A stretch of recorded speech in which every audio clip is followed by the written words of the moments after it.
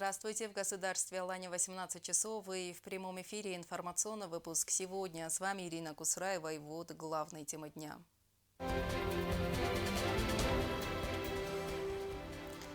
Принимаем гостей из дружественных стран. Второй российско-остинский молодежный форум начал свою работу.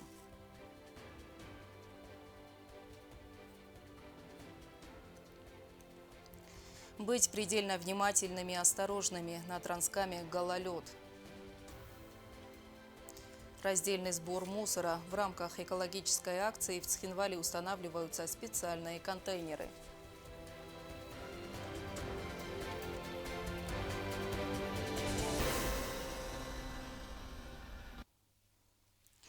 Во Дворце спорта «Олимп» стартовал второй российско-остинский форум в сфере молодежного сотрудничества с участием представителей Северной Осетии, Абхазии, ЛНР, ДНР и Чеченской Республики. В прошлом году югостинские ребята выиграли грант на проведение форума. Проект реализован при поддержке Комитета по молодежной политике. Для гостей разработана интересная программа, участники представят доклады на разные темы. Форум продлится 3 дня. Налаживание и укрепление дружественных связей и сотрудничества среди молодежи – основные цели стартовавшего в нашей республике второго российско-осетинского молодежного форума. Торжественная церемония открытия состоялась во Дворце спорта «Олимп». Гостям республики представили концертную программу с участием популярных эстрадных исполнителей и государственного ансамбля «Симд».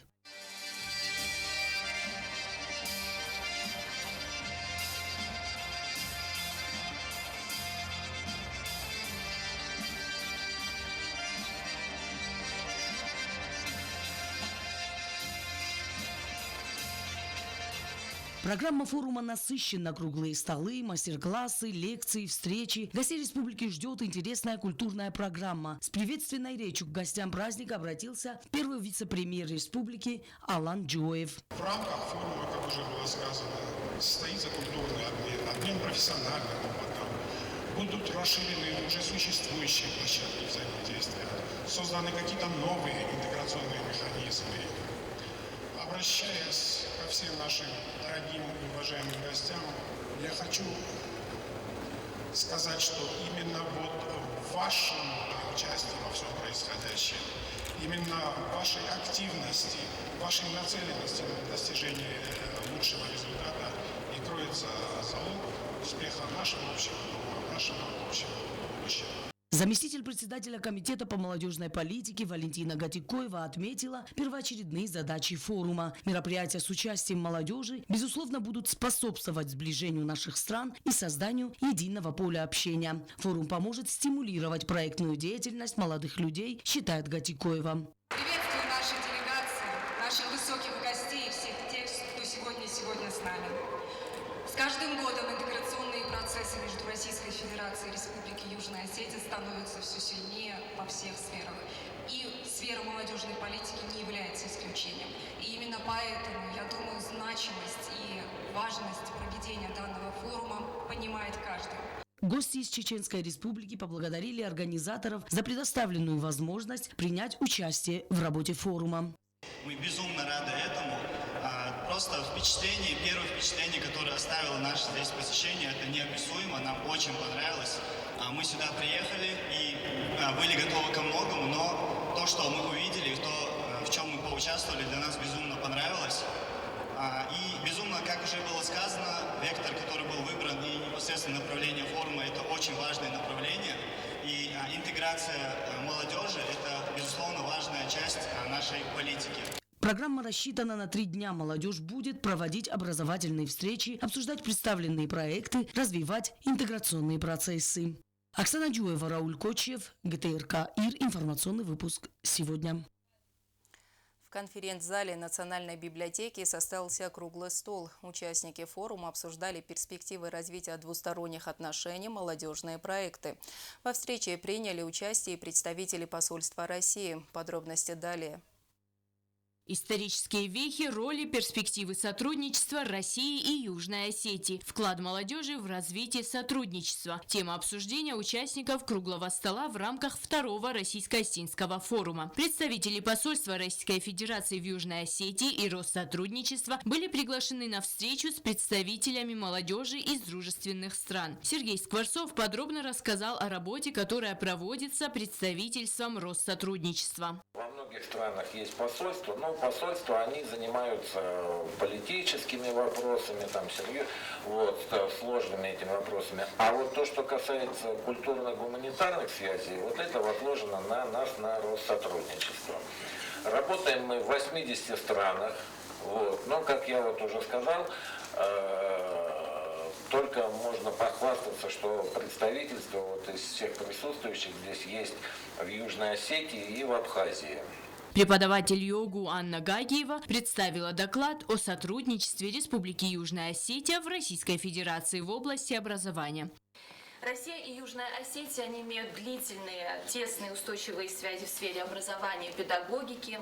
Образование играет одну из ключевых ролей, является одним из наиболее эффективных способов международного общения, становится одним из важнейших факторов, обеспечивающих экономический прогресс, социальную стабильность в обществе, высокие стандарты качества жизни. После признания Российской Федерации и независимости Южной Осетии, сотрудничество между двумя государствами вышло на новый уровень, в том числе и в сфере молодежной политики. Международное молодежное сотрудничество является важным элементом внешней политики Российской Федерации и Республики Южная Осетия. Возможность для развития потенциала молодежи, степень заинтересованности государства в решении проблем молодежной сферы становятся центральными в современных условиях социально-экономического развития. Тесное взаимодействие с Российской Федерацией налажено и в области спорта. Южная Осетия всегда достойно представляет себя на международных соревнованиях. Перспективы сотрудничества Российской Федерации и Южной Осетии в области спорта обозначил президент Федерации шахмат Георгий Шавлохов. Спорт – это одно из наиболее таких областей перспективных, где мы можем взаимодействовать, в том числе и с теми государствами, с кем у Южной Осетии нет общей границы. И в самой Южной Осетии спорт всегда находился на высоком уровне. У нас целый ряд олимпийских чемпионов, чемпионов мира, чемпионов Европы.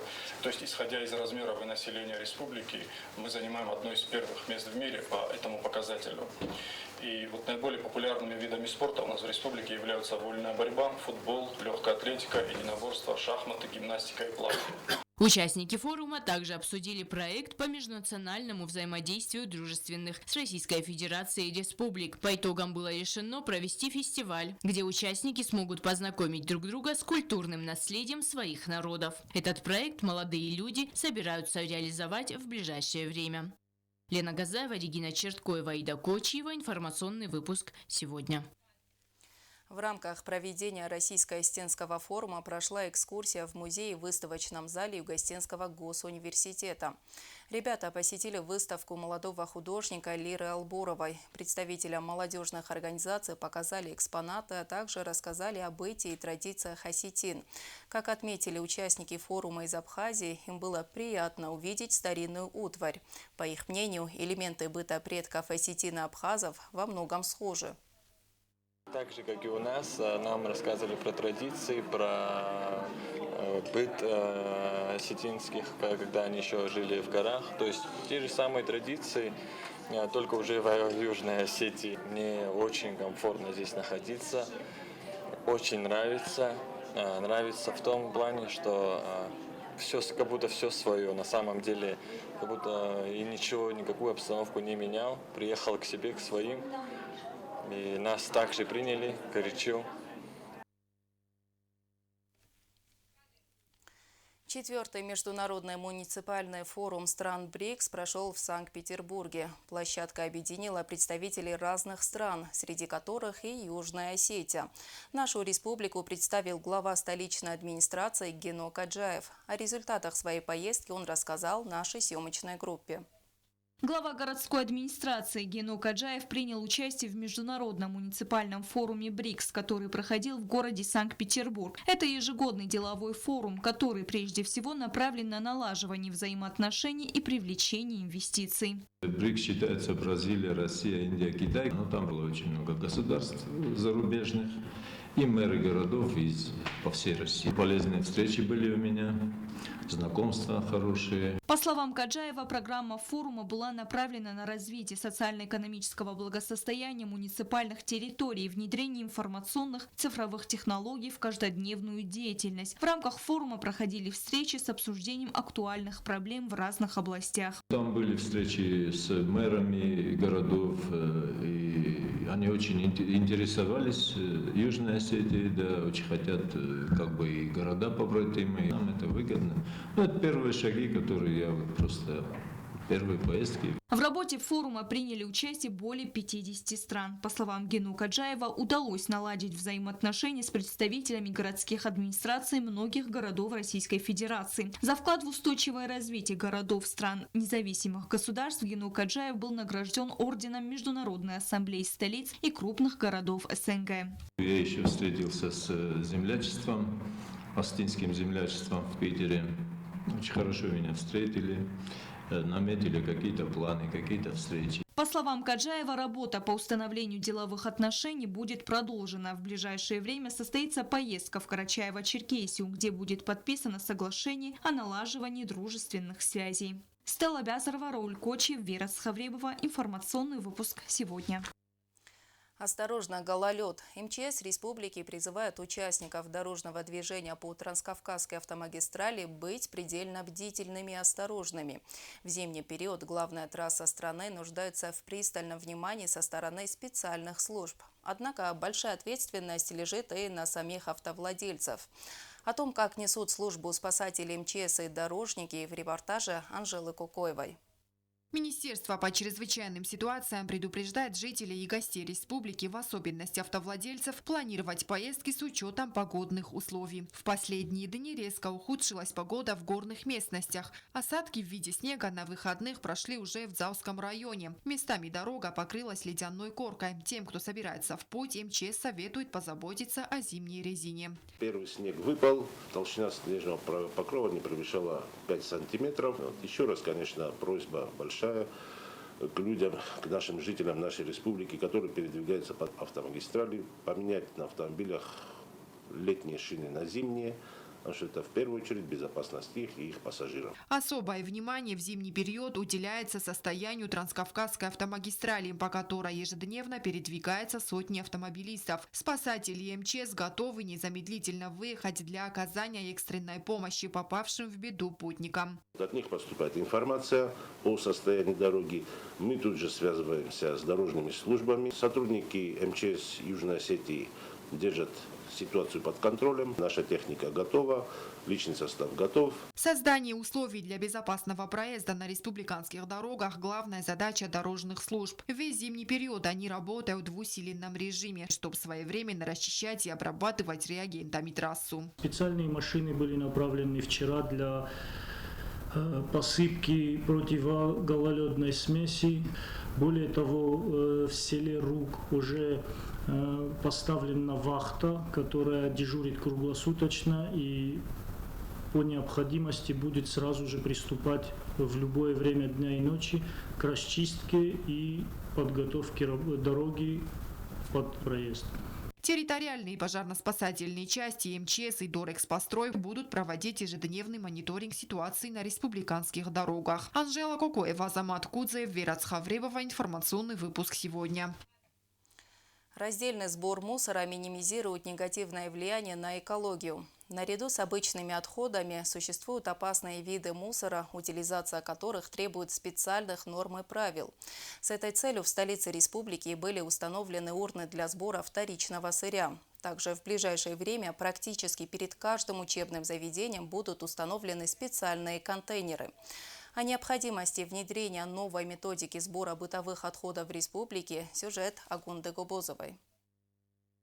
Компания по переработке бытовых отходов «Чистый мир» и экологическая организация «Зеленая Алания» приступили к установке специальных контейнеров для раздельного сбора мусора на территориях, прилегающих к образовательным учреждениям. В каждом контейнере по 3 отсека для сбора пластика, бумаги и металла. Одним словом, материалы, которые можно переработать. Благодаря экологической акции могут сократиться объемы отходов, которые отправляются на мусорный полигон. اشغالات در گورت سوارتدامچپار کانتینر دربون تا سوارتدامجاوه نوج ما سوارتستم زناوره نزاگاسکوتام فونج کانتینر نوجه هودون در نوجه ترتکنند مودون تا وردستم با رایونم ایسا هم رایون تک هش رایون تا نو فجورنم بایدان شی بود آدمان کد انشون در وقت تنگن نخواست کنن شدم. Помимо образовательных учреждений, контейнеры для сбора вторсырья ранее были установлены на городских улицах и территориях ряда организаций. Компания «Чистый мир» начала свою деятельность на территории республики более года назад. За это время удалось вывести за пределы страны около 400 тонн мусора для переработки. Идея внедрения раздельного сбора мусора принадлежит выходцам из Южной Осетии Андрею и Вадиму Тедеевым. Нужно отметить, что руководство компании трудоустроило около 15 человек. با خاطر سرجتم کتسم خجار گخدتم ما قولات او را ایز بیر زرون چینگو کاردون تا بوافسی ننومیر تا کندست ماشینال آلبان درسته کنوت دا سر بخستت میگافون فستمه او میز پونکت بریوما. На сегодняшний день организация арендует помещение на территории завода «Вибромашина». Здесь складируется, сортируется и прессуется мусор. Но, к сожалению, условий для работы в помещении нет. Это приносит трудности рабочим, которые здесь трудятся. نکست اوسکای آشدیس شونن فلان نیس گتل پروبلیمات ناگوشگات هست گم قبضای راسته جناخستج من انکد حدنم خیلی شوادردگی در پوست داروید منم قتل فکسی کن کنوت تا بامیشینیه کنوت تا нам С этой проблемой руководство компании обратилось и в администрацию города. Руководство столицы заверило, что в ближайшее время будут предприняты меры для решения вопроса. Мы на будущий год планируем полигон твердых бытовых отходов открыть. Там у нас будет 30 штатных единиц. Может быть, каким-то образом этих ребят можно там привлечь, чтобы и там и ангары есть большой, вот, там оборудование готово. То есть это серьезная вещь. Вот.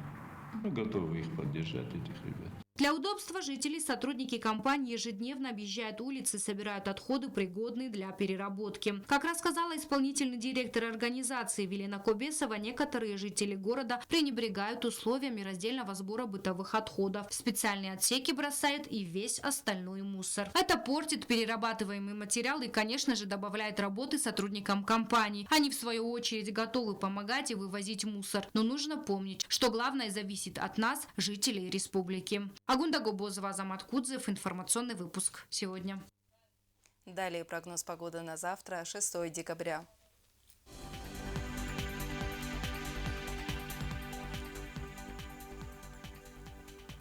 Завтра в республике будет пасмурно. В Знаурском районе днем +3, ночью нулевая температура.